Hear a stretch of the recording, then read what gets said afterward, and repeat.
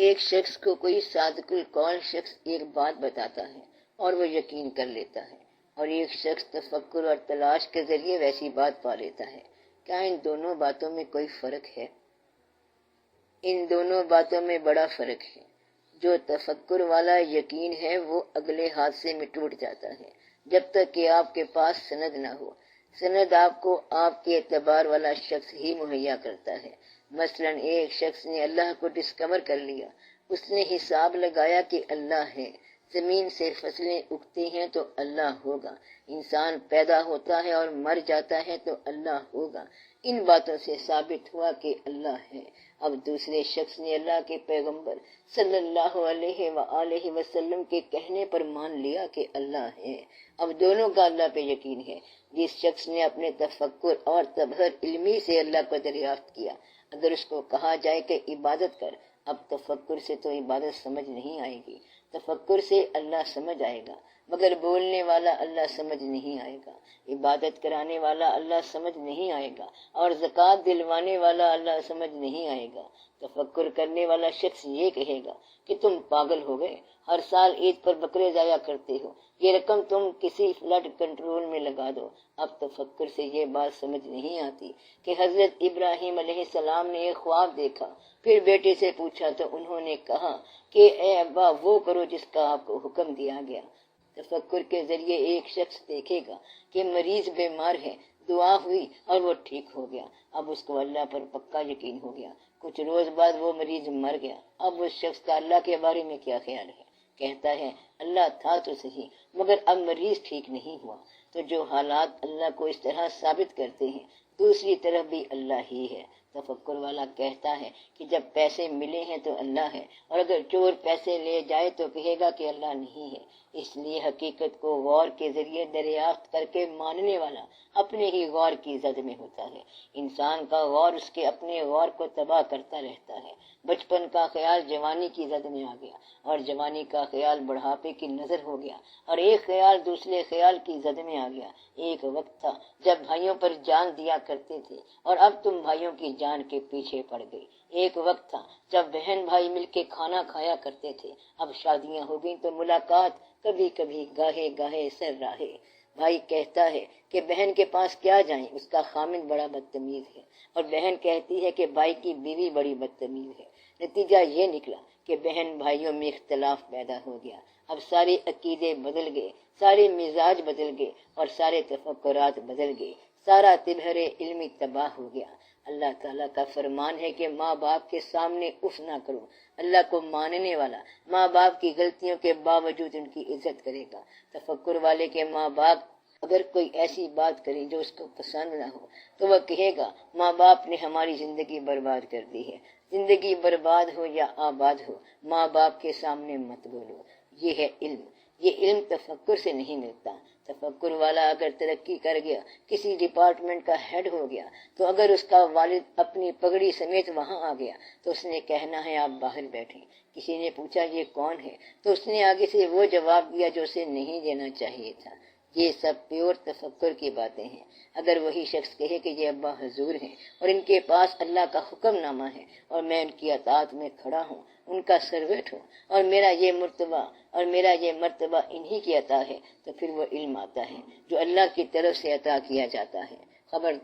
خبردار دریافت کی ہوئی صداقت سے بچنا ہے۔ کواکب کچھ نظر آتے ہیں، کچھ دیتے ہیں دھوکہ، یہ بازی گھر کھلا۔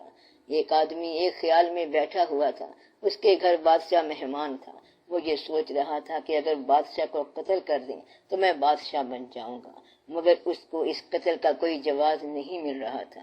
اس کو خیال آیا کہ یہ بادشاہ ہے، بزرگ ہے، معزز ہے اور مہمان ہے، اس کو کیسے قتل کر دیں؟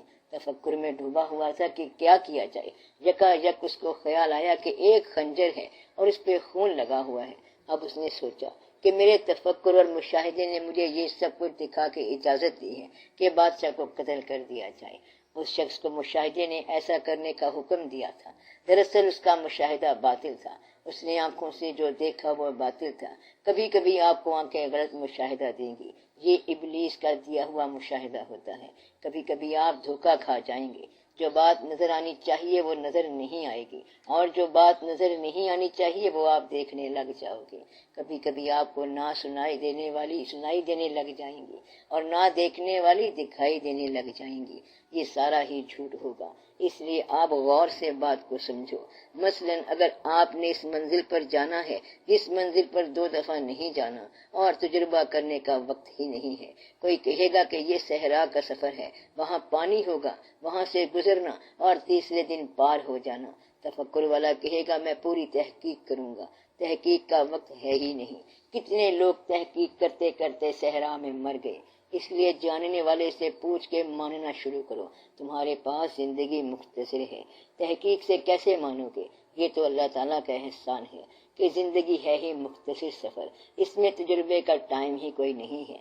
اس کا مطلب یہ ہوا کہ پیغمبر فکر کے ساتھ پیغمبر نہیں بنے، انہوں نے خدا کو فکر کے ساتھ دریافت نہیں کیا بلکہ خدا کے ساتھ تعلق سے بیان کیا۔ تو گویا کہ انسان فکر کر کے اللہ کی طرف نہیں جا رہا بلکہ اللہ انسانوں کو خود علم عطا کر رہا ہے۔ وہ علم حاصل کرو جو اللہ کی طرف سے نازل ہوتا ہے۔ اللہ کیسے علم نازل کرتا ہے؟ اللہ وہ ہے جس نے پرندوں کو اڑنا سکھایا، جس نے مچھلی کو تیرنا سکھایا، جس نے بچے کے پیدا ہونے سے پہلے دودھ کا انتظام کیا۔ وہ کہتا ہے کہ انسان کی تخلیق کو تو دیکھو، تو یہ علم فکر سے نہیں بلکہ تخلیق سے ہے۔ فکر سے حاصل ہونے والی صداقت اپنے ہی فکر کی زد میں آ جائے گی۔ فکر کے ساتھ شیطان آ جاتا ہے۔ ایک بزرگ کا شیطان سے مکالمہ ہو گیا کہ اللہ کے ہونے کے یہ ثبوت ہیں۔ شیطان نے سارے ثبوت رد کر دیے۔ تب ان کے مرشد نے آ کے کہا کہ تم شیطان سے جیت نہیں سکتے، تم اسے کہو کہ میں نے خدا کو بغیر دلیل کے مانا۔ شیطان خود بہت بڑا فلسفی ہے، اس لیے بغیر تسلیم کے تفکر شیطان ہو سکتا ہے، تسلیم کبھی شیطان نہیں ہو سکتی۔ تسلیم کو کبھی نہ چھوڑنا۔ زندگی کا جو راستہ اختیار کرنا ہو جلدی اختیار کر لو، آخرت میں اللہ کو جواب دہ ہونا ہے۔ کہیں ایسا نہ ہو کہ دھوکہ کھا جاؤ۔ اپنے معمولات کو اللہ کے حوالے سے گزارو، اللہ کی محبت میں رہو، اللہ کے حبیب صلی اللہ علیہ وآلہ وسلم کی محبت میں رہو، اور غور کیا کرو جس نے پورے یقین کے ساتھ، ارادے کے ساتھ نماز کو ترک کیا اس نے کفر کیا۔ جہاں یہ پتہ چل جائے کہ حدیث شریف آ گئی ہے اس کو ڈسکس نہ کرو بلکہ فوراً مان لو۔ حدیث شریف کے ذریعے اپنی زندگی کی اصلاح کرتے رہا کرو، پھر آپ کو ایسی حدیث بھی ملے گی کہ اللہ کے راستے پر چلنے والے علم والے لوگ جو ہیں ان کی زندگی عبادت ہے اور ان کا سانس لینا عبادت ہوگا۔ جو جو علم بڑھے گا آپ کو پتہ چلے گا کہ اللہ والے لوگ موجود ہیں۔ تو شریعت جو ہے یہ اصل میں نظام ہے دین کا۔ شریعت کے بعد طریقت کا لفظ آتا ہے، یہ اعتقادات کے اندر کی بات ہے، آپ کی کیفیت کی بات ہے، اور چلتے چلتے جب انسان طریقت میں داخل ہوتا ہے تو پھر حقیقت آ جاتی ہے۔ حقیقت یعنی ریئل ٹروتھ، جس کے پاس آپ نے آگے جانا ہے۔ پھر جب آپ اس ذات کے پاس جاتے ہو تو وہ آپ کو منزلوں کی طرف سیر کرائے گا۔ اس کو آپ معرفت کہہ لو۔ یہاں آپ کو عرفان ہوگا۔ معرفت کو پانے والے اکثر لوگ کہتے ہیں کہ ہم نہیں جانتے کہ کیا ہے، وہاں انسان خاموش ہو جاتا ہے۔ اس لیے طالب جو ہے وہ شریعت سے سفر شروع کرتا ہے۔ شریعت کی نفی کرنے والا طالب نہیں ہو سکتا۔ شریعت کا منکر اگر کہے کہ میں خدا کو تو مانتا ہوں لیکن نماز کو نہیں مانتا، ایسے مفکر کی تباہی قریب ہے۔ اللہ کو ماننے والا اللہ کے دین کو ضرور تسلیم کرے اور اس پر عمل کرنے کی ضرور کوشش کرے۔ شریعت میں داخل ہو جاؤ، طریقت پر عمل کرو، حقیقت کے قریب ہو جاؤ تو عرفان حاصل ہو جائے گا۔ اگر کر سکو تو کر لو۔ طریقت کی ضرورت یہاں پڑتی ہے کہ ایک ہی مسجد میں نماز پڑھنے والے اپنے اپنے درجوں میں مختلف ہو سکتے ہیں۔ ایک کھوٹے دل والا جتنی بھی عبادت کرے اس کا نتیجہ کھوٹ ہی نکلے گا، منافقت کا نتیجہ منافقت ہی نکلے گا۔ مسلمانوں میں بے شمار مرتبہ لارس و قریبیہ پایا گیا۔ اسلام کے اندر بھی مسلمانوں کے دشمن موجود ہیں۔ طریقت سے یہ بات حاصل ہوتی ہے کہ صداقت یعنی ٹروتھ کا سفر کیسے کرنا ہے۔ وگرنہ ایسے بھی ہوتا ہے کہ ایک دین کو ماننے والے ایک دوسرے پر فوجیں چڑھا دیتے ہیں۔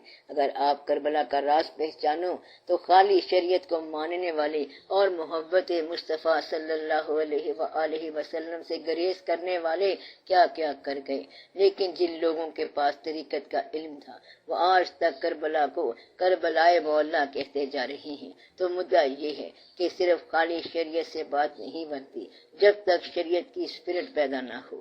یہ راستہ حضور پاک صلی اللہ علیہ وآلہ وسلم کی محبت کا راستہ ہے۔ اگر حضور پاک صلی اللہ علیہ وآلہ وسلم کی محبت نہ ہو تو پھر نظام کی کیا ضرورت ہے؟ اس لیے کچھ شکی انسان ایسے ہوتے ہیں جو نظام مصطفیٰ صلی اللہ علیہ وآلہ وسلم کے تو قائل ہیں لیکن محبت مصطفیٰ صلی اللہ علیہ وآلہ وسلم کے قائل نہیں۔ ان لوگوں سے بچنے کے لیے یہ بتایا گیا کہ ظہر کی نماز سے بہتر ہے کہ تو دوسرے راستے پر چل، ورنہ نماز ترک کرنے کا کہیں بھی حکم نہیں ہے۔ فرمان ہے کہ جب تک دل حضور نہ ہو نماز نہیں ہوتی۔